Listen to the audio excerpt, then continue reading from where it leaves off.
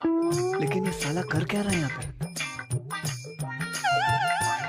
কি বৌমা তুমি এটা কি করছো? ভাগ। এইভাবে কেউ ভাগ করে নাকি? কি পড়াশোনা করেছে কি জানি। মা আমি আজকে থেকে আলাদা খাবো। কেন?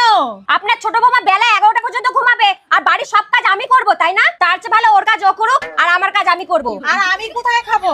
আপনি 1 মাস ওর কাছে আর 1 মাস আমার কাছে।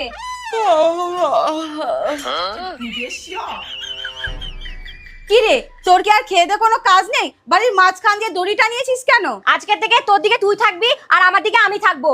বাহ, এটা খুব ভালো বুদ্ধি। কিন্তু শুধু বাড়ি ভাগ করলে হবে না, সব কিছু ভাগ করতে হবে। হ্যাঁ, আপনি ভাগ করে দিন তো। সবাই সমান সমান পাচ্ছ তো?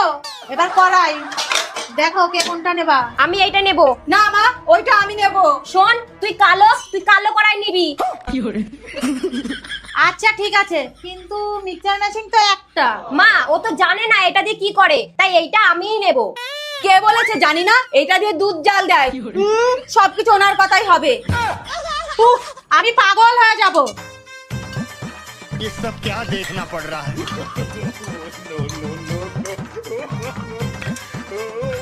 লাস্ট কাপ পড়ে আছে, কি করব?